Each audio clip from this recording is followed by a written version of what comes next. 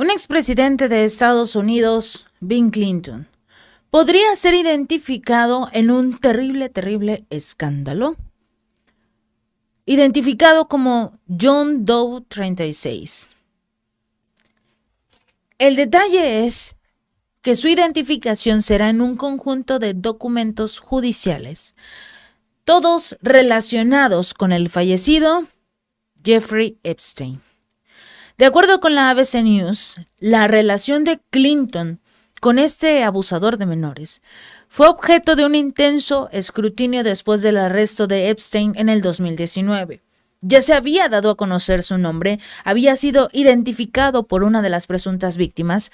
Entonces, la presunta participación del expresidente de los Estados Unidos en este tipo de situaciones, para no tener problemas con YouTube, podría ser identificada dentro de cientos de páginas de documentos que fueron redactados y serán desclasificados a partir de este miércoles.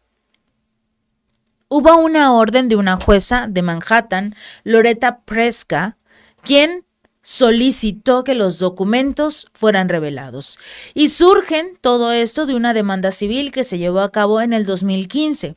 Esa demanda fue presentada contra la exnovia de Epstein, Ghislaine Maxwell. Ella fue demandada por Virginia Giuffre, quien afirmó que la pareja había abusado de ella y la habían traficado. Según la ABC News, Clinton aparece mencionado más de 50 veces en los archivos. Se dice que la mayoría de las menciones se refieren a los intentos fallidos de la demandante Giuffre de obligar a Clinton a testificar contra Epstein y Maxwell. Y de hecho la ABC afirma que los archivos no implican como tal a Clinton en ninguna actividad criminal.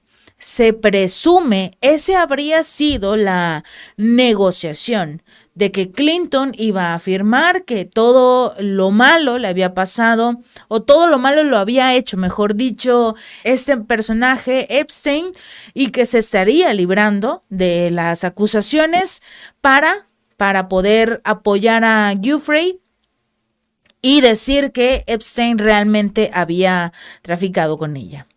En los documentos se nombrarán más de 170 personas más, a las que anteriormente se hacía referencia como John Doe, y Jean Doe sería precisamente a los Clinton. Se espera que algunos sean incluso empleados del difunto delincuente, como conductores, jardineros de su propia isla privada, la polémica Little St. James, así como también los asociados de alto perfil, como el multimillonario tecnológico Bill Gates, el príncipe Andrés de Gran Bretaña. Recordemos, este fue un caso terrible y sobre todo, pues se presume que la corona trató de evitar que el príncipe Andrés de Gran Bretaña fuera señalado en este tipo de situaciones. Y por supuesto, este gigante Bill Gates, que se presume también participaría en los actos realizados, los terribles actos realizados en esta isla privada de Epstein, Little St. James.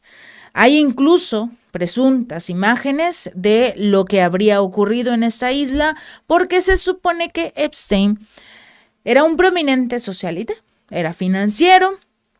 Todo el mundo tenía algo que ver con él, incluso empezaron a publicar videos donde salía el expresidente Donald Trump, no en la isla precisamente, sino como tal en diversas reuniones, eventos de la socialité y del grupo de grandes empresarios. Epstein fue encarcelado en el 2008 por solicitar la prostitución de un niño.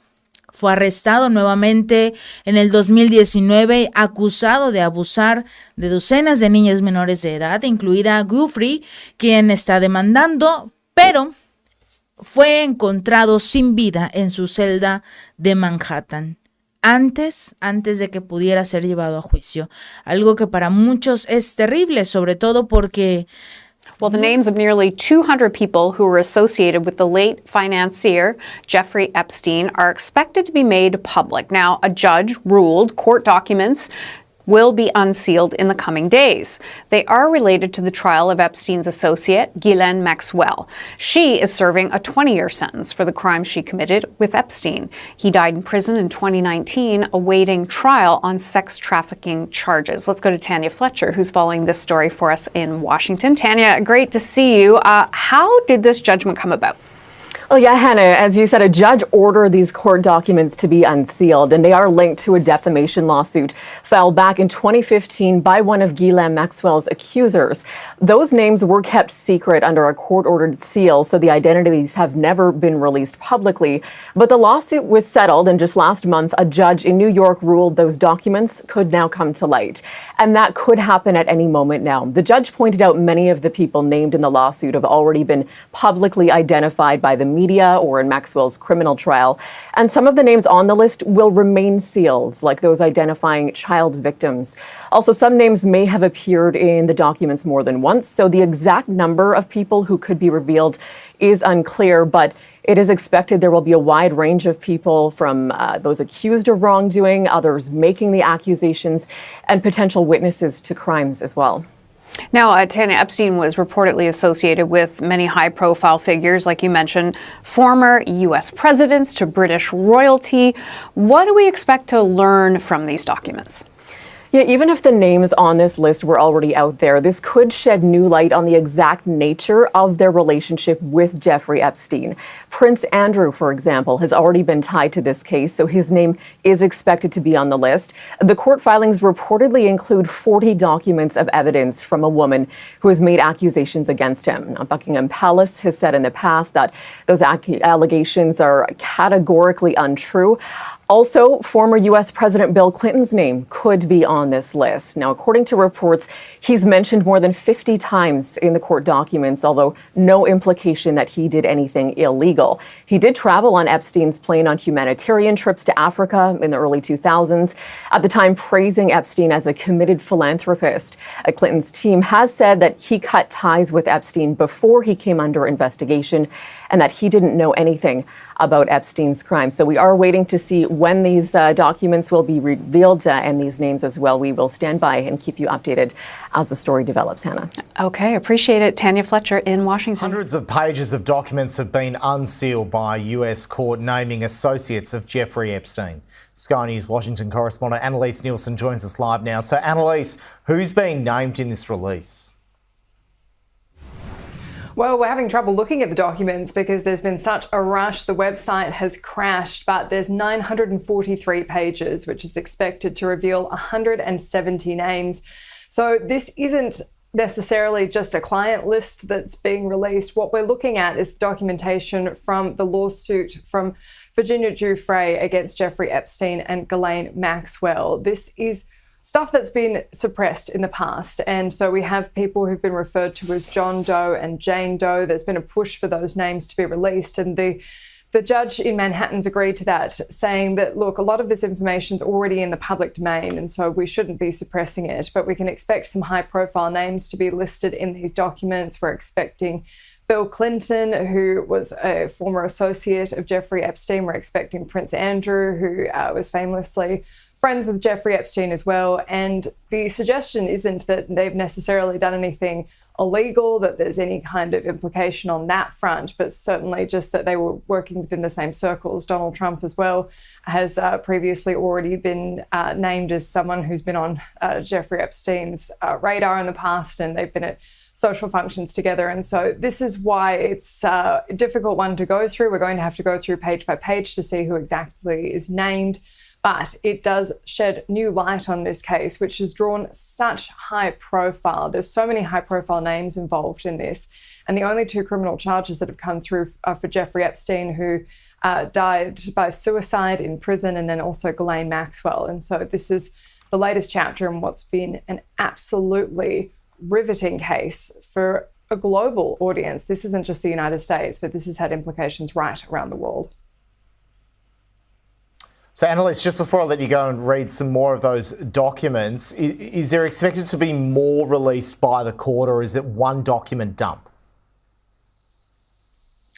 It seems like it is one document dump. Originally, there was the discussion that perhaps there was going to be a bit of a drip feed. The judge did give a period of time to allow anyone who thought they were being named in this document release to then appeal it, because there's also the naming of alleged sexual abuse victims. And there are different laws in the United States around naming those victims. It's actually by convention normally that alleged rape victims aren't named here, unlike Australia. And so this is one of the more complicated processes when you're looking at this kind of thing. And this has been delayed for a few days on that basis as well. This was supposed to be released on January 1st, and we're already a few days after that. But the judge has proceeded on this. And don't forget, there's been a lot of political pressure on this as well. There's been members of Congress putting this forward, saying that this needs to be done transparently. We need some openness about who was involved in this and who gave evidence in this case. And it does leave the door open for potentially follow-up in the US court system.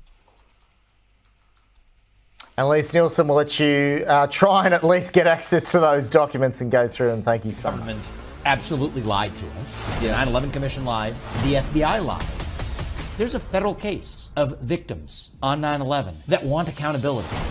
I don't think they would have come for me if this was false. What do we know about Hunter Biden's dealings? What do we know about the truth of what happened on January 6th? What do we know about that Nashville shooter manifesto? Yes, we can handle the truth. Just give me the hard truth. It feels like we're on the cusp of chaos. Oh, there's something going on. I mean, I think we're like in a 1776 moment in this country. We are driving Russia further into China's arms as we arm Ukraine, further strengthening what I see as the single greatest military threat. We are dependent on a tiny island nation off the southeast coast of China for our entire modern way of life. I will not send our sons and daughters to die over somebody else's nationalistic dispute. End the Ukraine war, reduce our economic dependence on China, weaken the Russia-China alliance. I'm not sure what is controversial about any of that. They're a dumber group than the foreign policy Republicans. Where are we now? There's a deeper void and vacuum that we have to fill with an affirmative alternative vision of our own. And that takes courage. The first Republican debate of the season is less than a week away. It's next Wednesday in Milwaukee. Transhumanism is a key driver of this supposed fourth industrial revolution. You see a lot of these people in Silicon Valley favoring what is obviously a technocratic system, where there's a class of technocrats who get to decide everything and you just have to live with it, and they're just telling you it's for the greater good. Clayton Morris. On this show, we invite journalists, whistleblowers, interesting people on to have conversations that you won't likely hear about in the mainstream media. And today we're speaking with journalist Whitney Webb. She is the author of the 2-volume book on Jeffrey Epstein called One Nation Under Blackmail, the Sordid Union Between Intelligence and Crime that Gave Rise to Jeffrey Epstein. Whitney Webb, welcome to the show. Hey, it's great to be here. Thanks so much for having me on. My pleasure. Now, I first learned about you, I think like over a year ago. You were doing an interview with Catherine Austin Fitts. And at the time I tried to get you on the show, but you said, I can't right now. I'm knee deep in this research on this Epstein book. And I'm glad you said no, because wow, what an amazing work of journalism that you've turned out. I think it's like 1,000 pages. So I'm glad we waited for a long time, because now we get to go through. You were kind enough to send me the books before they were published over the summer.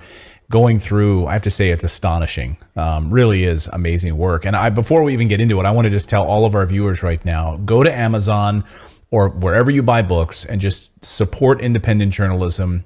Buy Whitney's book. And I think it's just an eye-opening piece of journalism. So thank you for your work, and thanks for being here. Thanks. Thanks for taking the time to read it. 1,000 pages isn't exactly a light read, so definitely takes some